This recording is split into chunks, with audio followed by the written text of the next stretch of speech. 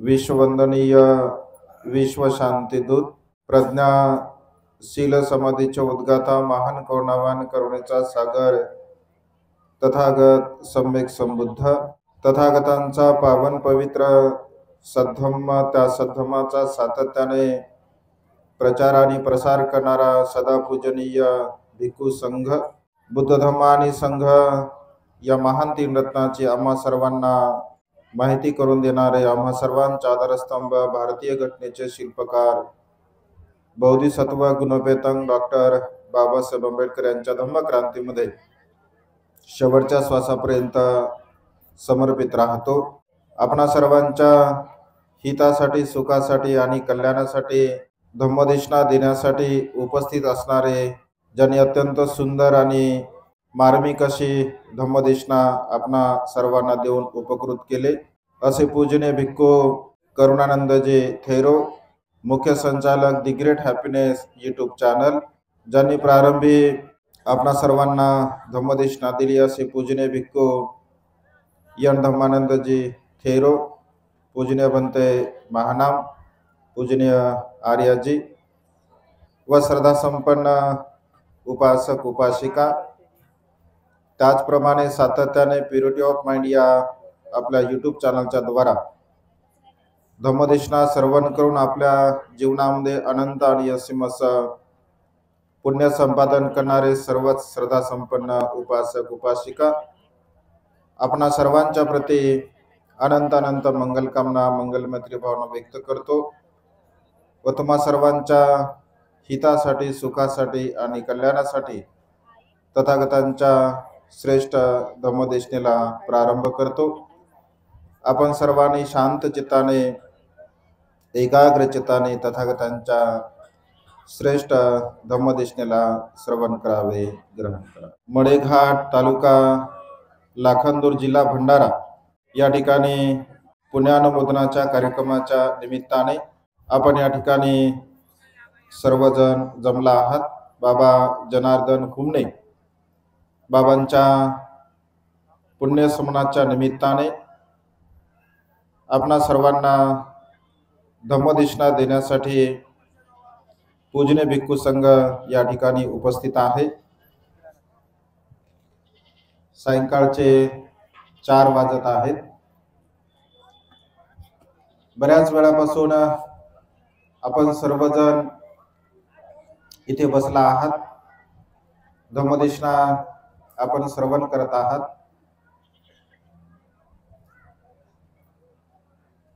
आपल्या मनामध्ये थोडा आणि शरीरामध्ये थोडा जरा प्रमाद उत्पन्न झाल्यासारखं वाटत आहे। तुमच्याकडे बघितल्यानंतर धम्मदेशना श्रवण करत असताना जागरूकता सतर्कता असणं अत्यंत गरजेचं आहे। आपण तसं बऱ्याच वेळापासून बसला आहात, शरीर आणि मन थोडंफार थकलेलं असेल, परंतु ही संधी पुन्हा पुन्हा आपल्या जीवनामध्ये येणार नाही। मागच्या वर्षी सुद्धा आम्ही आलो होतो, बऱ्याच संख्येने उपासक उपासिका धम्मदेशना श्रवण करण्यासाठी होते। आजही मोठ्या उत्साहाने आपण धम्मदेशना श्रवण करत आहात।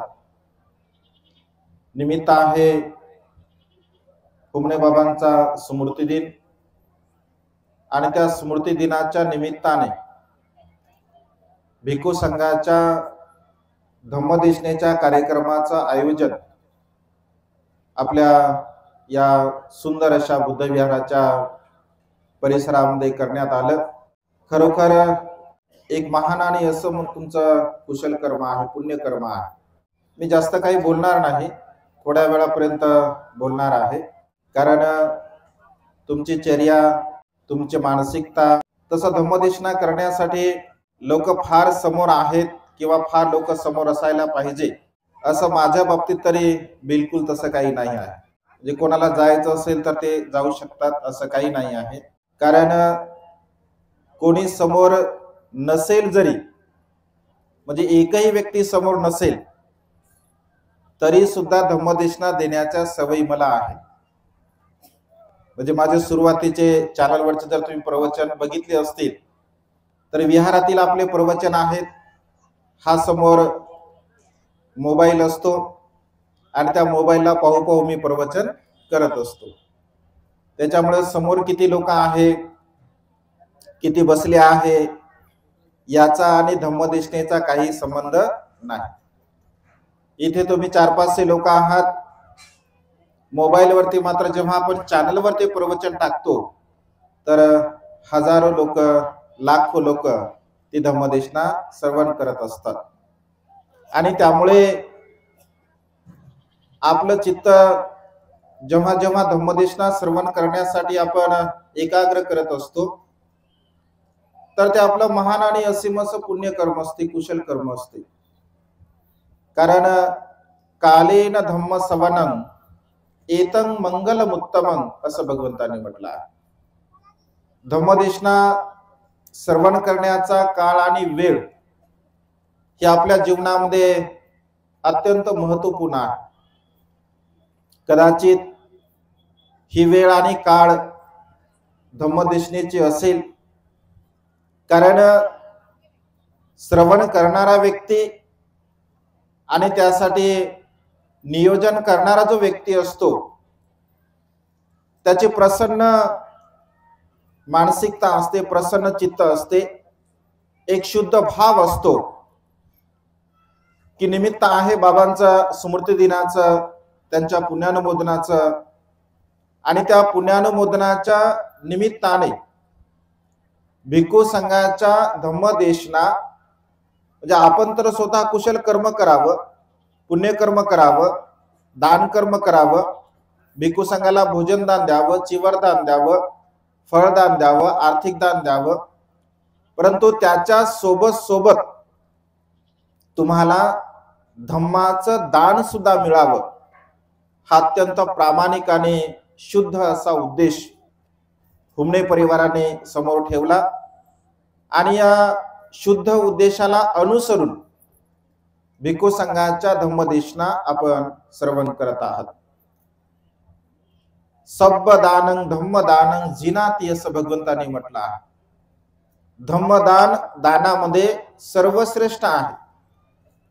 या संसारामध्ये जे जे काही देण्यासारखं असतं त्याला दान असं म्हणतात. प्रसन्न चित्ताने, आनंदी चित्ताने, दुसऱ्याच्या हितासाठी, दुसऱ्याच्या सुखासाठी, दुसऱ्याच्या कल्याणासाठी जेव्हा जेव्हा आपण काही देत असतो तर त्याला दान असं म्हणतात. परंतु या सर्व दानापेक्षा श्रेष्ठ दान जर कोणतं असेल तर ते म्हणजे धम्मदान आहे. धम्मदान म्हणजे काय?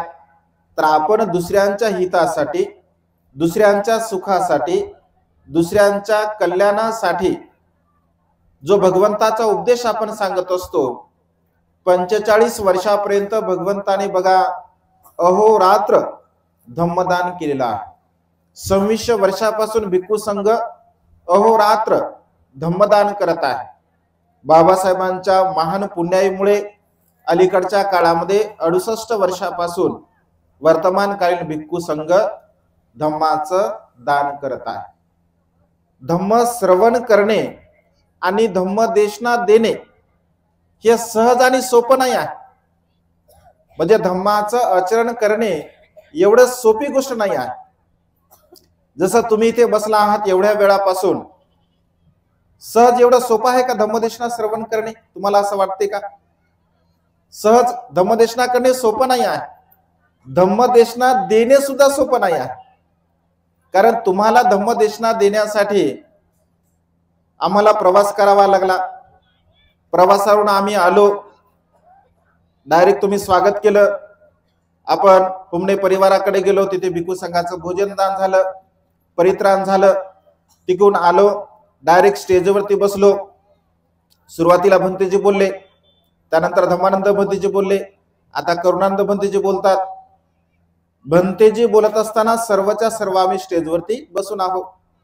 आता धम्मदेशना माझी झाली की थोड्या वेळामध्ये आम्ही निघून जाणार, पुन्हा गाडीमध्ये बसणार, गाडीमध्ये बसून दुसऱ्या ठिकाणी जाणार. म्हणजे तुम्हाला धम्मदेशना देण्यासाठी किमान 8 ते 10 तास आम्हाला बसून राहावं लागते. राहावं लागतं की नाही? मग धम्मदेशना दिलं का सोपं आहे का? सोपं आहे का? धम्म ऐकणं सोपं नाही आणि धम्मदेशना देणं सुद्धा सोपं नाही. कारण धम्म आचरण ही साधी आणि सोपी गोष्ट नाही आहे. धम्म आचरण करण्यासाठी मनुष्याला पराक्रम करावा लागतो. धम्म आचरण करण्यासाठी मनुष्याला पराक्रम करावा लागतो. म्हणजे ज्याप्रमाणे एखादा योद्धा, एखादा सैनिक युद्धामध्ये आपलं सर्वस्व समर्पित करत असतो. कारण युद्धामध्ये जर एखादा सैनिक युद्ध करण्यासाठी गेला तर त्याला बेसावध राहावं लागतं का? तो जर बेसावध राहिला, समजून घ्या काय होईल? तो जर बेसावध राहिला सैनिक तर काय होईल? तो मृत्यूला प्राप्त होईल ना. कारण सैनिक जर बेसावध असेल तर तो मृत्यूला प्राप्त होईल आणि त्यामुळे त्याला स्वतःचा प्राण वाचून आपल्या शत्रूला नष्ट करायचा आहे.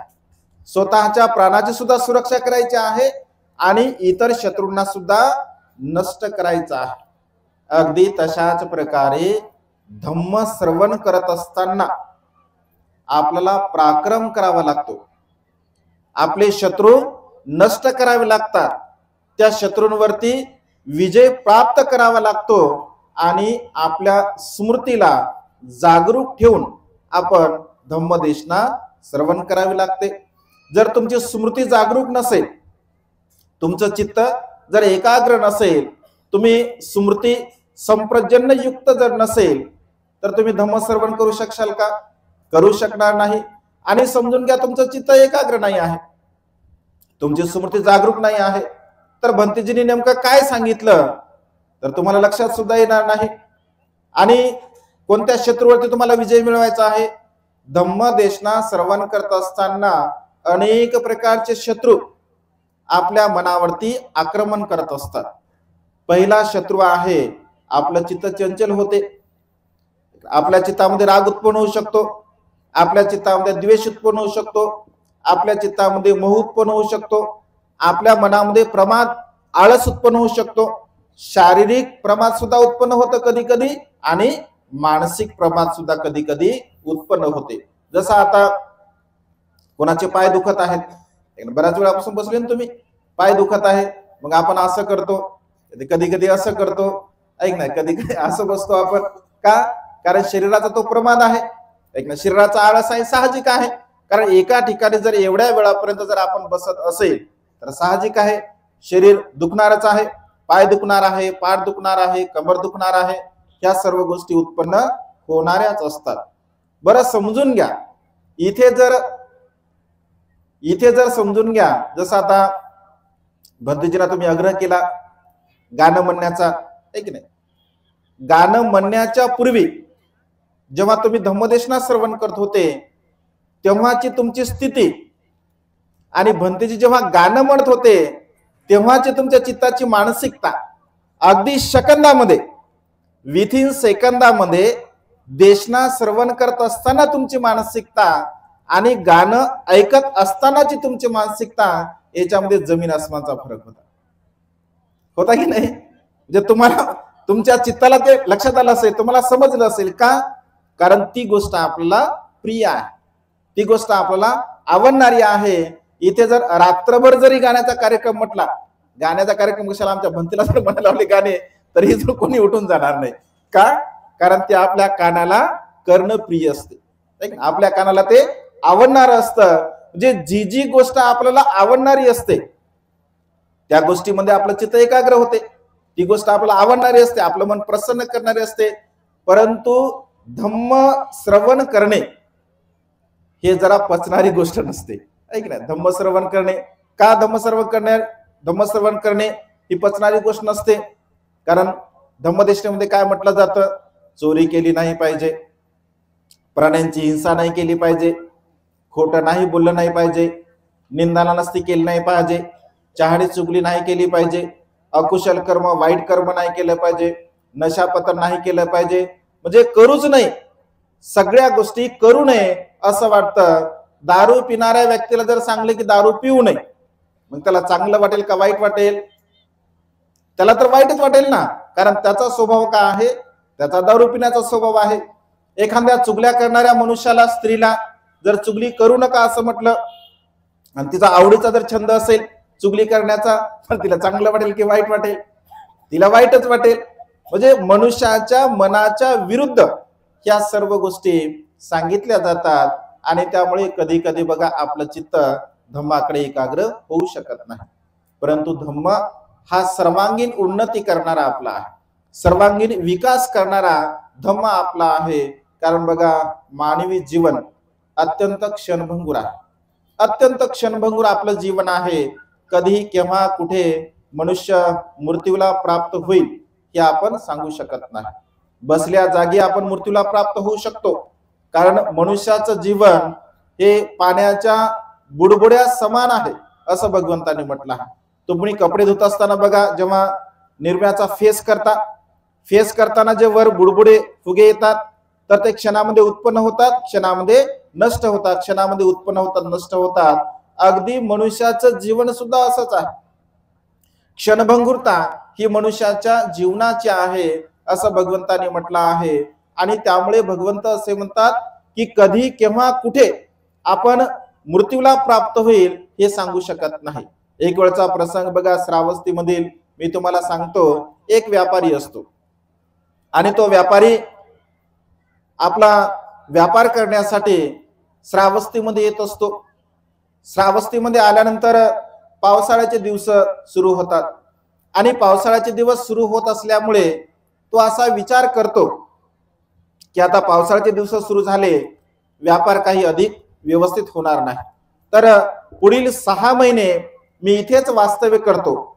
आणि 6 महिने वास्तव्य केल्यानंतर 3-4 महिने पावसाळ्याचे निघून जातात, रस्ते चांगले होतात आणि माझा जो काही माल आहे, माझ्या वस्तू आहे, सर्व प्रकारच्या वस्तू मी विकेल आणि पुन्हा मी माझ्या गावी निघून जाईल. अशा प्रकारचा तो व्यापारी विचार करत असतो. भगवंत आणि भंते आनंद रस्त्याने भिक्षाटन करून चालत असतात, जात असतात. त्या व्यापाऱ्याच्या मनामध्ये अशा प्रकारचा विचार उत्पन्न झालेला भगवंत जाणतात. कारण भगवंत परिचित ज्ञानी असतात. भगवंत जाणतात आणि स्मित हास्य करतात. म्हणजे गालातल्या गालामध्ये भगवंत हसतात. स्मित हास्य केल्यानंतर आनंद भंत्यांना माहित असते की भगवंत विनाकारण हसत नाही. भगवंत कधीही कारणाशिवाय कोणतीही गोष्ट या संसारामध्ये घडत नाही. आणि भगवंत तर बिलकुल जिथे निमित्त असेल, जिथे उद्देश असेल, जिथे कारण असेल तिथेच भगवंत स्मित हास्य करतात. तर आनंद भंते भगवंताला विचारतात की भगवान तुम्ही स्मित हास्य का केलं, तुम्ही का हसला आहात? तेव्हा भगवंत म्हणजे आनंद हा जो व्यापारी आहे, हा व्यापारी असा विचार करत आहे की 6 महिन्यापर्यंत या श्रावस्तीमध्ये मी राहणार आहे. परंतु आनंद याला माहित नाही, या व्यापाऱ्याला माहित नाही की हा पुढील फक्त 7 दिवसाच्या नंतर मृत्यूला प्राप्त होणार आहे. भगवंत प्रचित ज्ञानी असतात. भगवंत त्याच्या कर्माला जाणतात आणि कर्माला जाणून भगवंत म्हणतो की आनंद हा विचार असा करत आहे की 6 महिन्यापर्यंत मी ते राहतो आणि त्याच्यानंतर माझा व्यापार करतो. परंतु आनंद हा फक्त 7 दिवसाच्या नंतर मृत्यूला प्राप्त होणार आहे. त्याला माहित आहे का तो मृत्यूला प्राप्त होणार आहे? त्याला माहित नाही तो मृत्यूला प्राप्त होणार आहे. परंतु तो विचार काय करत आहे की मी 6 महिन्यापर्यंत इथे वास्तव्य करतो आणि त्यानंतर मी माझा व्यापार करतो. मनुष्याचं जीवन सुद्धा असंच आहे बघा. मनुष्याला असं वाटतं की मी ही गोष्ट आज करतो, ती गोष्ट मी उद्या करतो, परवा करतो. म्हणजे अशा प्रकारे आपण विचार करतो, चिंतन करत असतो. कधी कधी आपण 1 वर्षाच्या प्लॅनिंग करतो, 2 वर्षाच्या, 5 वर्षाच्या, 10 वर्षाच्या, 20 वर्षाच्या आपण प्लॅनिंग करून जीवन जगत असतो. परंतु खरंच आपल्याला माहित आहे का की आपण एवढे वर्ष जगणार आहोत, एवढे दिवस आपण राहणार आहोत? ही गोष्ट आपल्याला माहित आहे का? बिलकुल माहित नाही आहे. आणि भगवंत म्हणजे आनंद हा बघ असा विचार करत आहे, याला माहित नाही. माहित नसताना सुद्धा मनुष्य जे संकल्प करतो, विचार करत असतो, हा मात्र मिथ्य संकल्प आहे. हा अज्ञानी लोकांचा संकल्प आहे, हा मूर्ख लोकांचा संकल्प आहे. कारण जीवन तर अनिश्चित आहे. जीवनाची निश्चित आहे का? बिलकुल नाही आहे. म्हणजे कधी केव्हा कुठे आपण मृत्यूला प्राप्त होईल हे सांगू शकत नाही आणि मनुष्य अशा प्रकारचा विचार करत असतो। प्रेझेंट मध्ये वर्तमान काळामध्ये आपण जीवन जगण्याचा प्रयत्न केला पाहिजे। आज या क्षणी आता मी धम्मदेशना श्रवण करत आहे, या क्षणी आता मी धम्मदेशना देत आहे।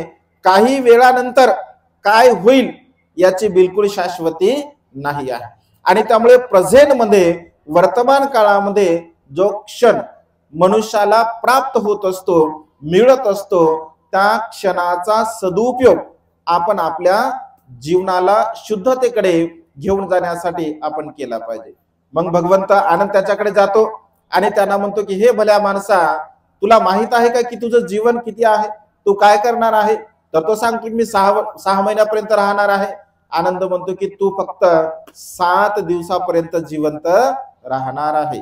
सांगा बरं, जर तुम्हाला कोणी म्हटलं असं, तुम्हाला कोणी असं म्हटलं की 7 दिवसाच्या नंतर तुम्ही मृत्यूला प्राप्त होणार आहात, तर तुम्ही काय करसाल? असं कोणी सांगलं समजून घ्या की 7 दिवसानंतर तुम्ही मृत्यूला प्राप्त होणार आहात, तर तुमच्याकडे असणाऱ्या 7 दिवसामध्ये तुम्ही काय करसाल? सांगा काय करसाल? बाबा म्हणतात की पुण्य कर्म करू, ताई म्हणतात आम्ही टेन्शन मध्ये राहू, आणखी कोणाला काय वाटते? जर समजून घ्या 7 दिवसानंतर मी मृत्यूला प्राप्त होणार आहे असं जेव्हा आपल्याला कळेल, खरं सांगा तुमचं चित्त कसं असेल? किती तुम्ही भयग्रस्त असाल, किती तुम्ही शोकग्रस्त असाल, किती तुम्ही टेन्शन मध्ये असाल, कारण मी 7 दिवसापर्यंत मृत्यूला प्राप्त होणार आहे। काही काही लोक समजले की ज्याला खायची आवड आहे ते म्हणतील आता 7 दिवसापर्यंत खाऊन घ्या चांगलं चांगलं, आहे की नाही? कारण कोरोनामध्ये लोकांनी तसंच केलं। कोरोनामध्ये लोकांना असं वाटायचं की आता आम्ही मृत्यूला प्राप्त होणार आहोत। चांगले चांगले पदार्थ खाऊ खाऊ लोकांनी खाऊन घेतले, लोकांनी स्टेटसला ठेवायचे आज हा पदार्थ बनवला, रिकामा वेळ काहीच नव्हतं, आम्हाला विहारामध्ये लोक आणून द्यायचे, भंतेजी हे बनवलं आणून देऊ का तुम्हाला? कोरोनामध्ये म्हणजे ज्यांना खाण्याची आवड होते ते 7 दिवसापर्यंत खाऊन घेईल, ज्यांना फिरण्याची आवड आहे ते 7 दिवसापर्यंत फिरून घेईल, ज्यांना जे जे करण्याची आवड आहे ती ती गोष्ट तो मनुष्य करेल। तेव्हा तो व्यक्ती आनंदाला विचारतो व्यापारी की भंते मी 7 दिवसापर्यंत काय करायला पाहिजे? तर मी 7 दिवस आहे, 7 दिवसाचं मला आयुष्य लाभलं आहे, तर मी काय करायला पाहिजे? तर भंते आनंद म्हणतात की 7 दिवसापर्यंत हे 7 दिवस तुझ्यासाठी फार मोठे आहेत, तुझ्यासाठी खूप आहे ते 7 दिवस। या 7 दिवसापर्यंत तू खूप चांगल्या प्रकारचं कुशल कर्म कर, पुण्य कर्म कर।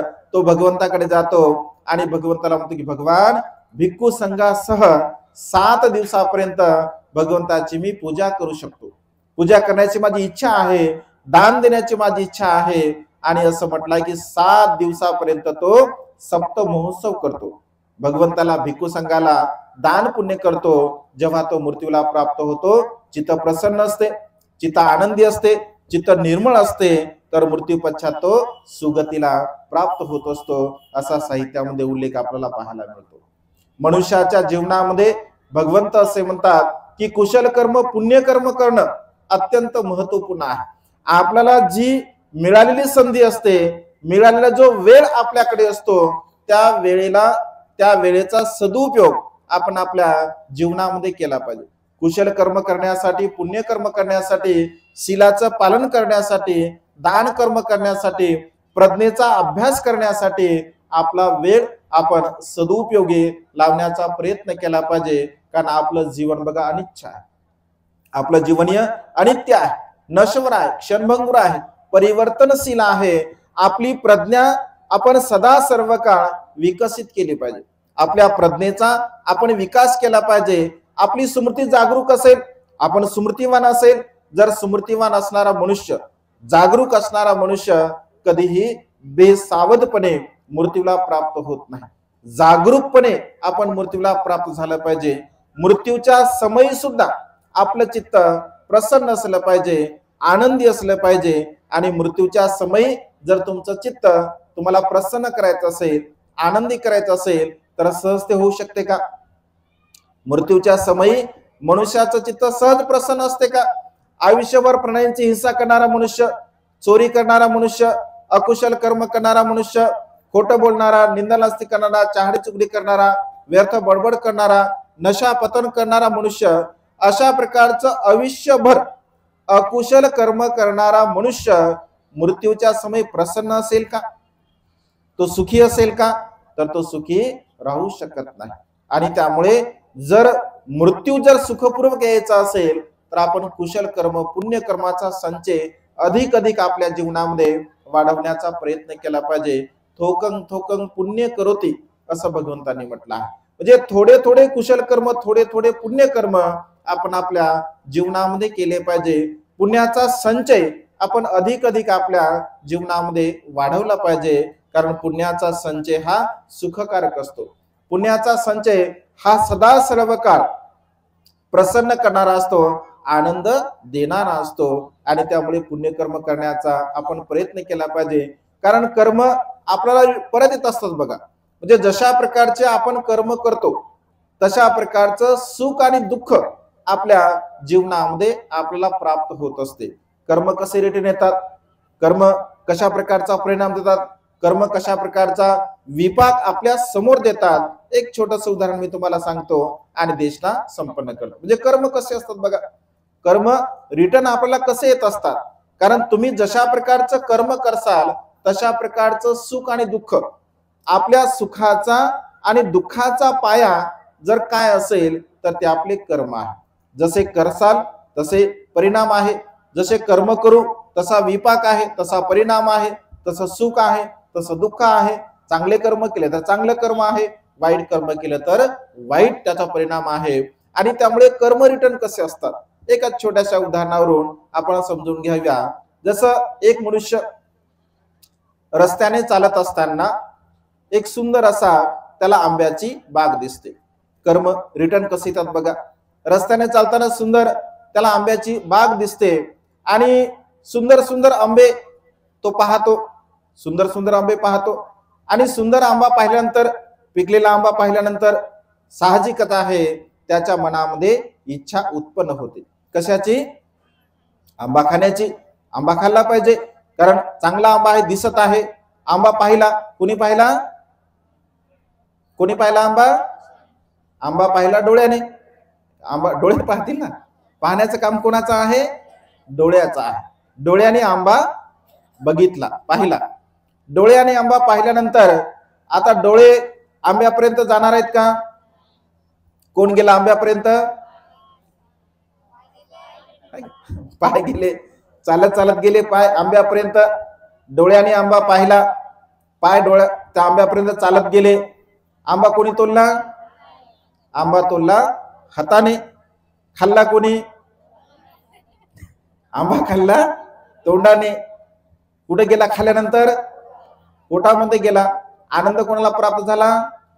मनाला. खाल्ल्यानंतर आनंद झाला ना प्राप्त. तेवढ्यामध्ये आंब्याचा मालक आला. तेवढ्यामध्ये आंब्याचा मालक आला. त्याला न विचारता आंबा तोडला. त्याला राग आला. त्याने मारलं. कुठं मारलं? पाठीवरती मारलं. पाठीवरती मारल्यानंतर वेदना झाल्या. वेदना झाल्यानंतर दुःख झालं, अश्रू आले. कुठून आले? डोळ्यातून. आंबा कोणी पाहिला होता? समजलं तुम्हाला?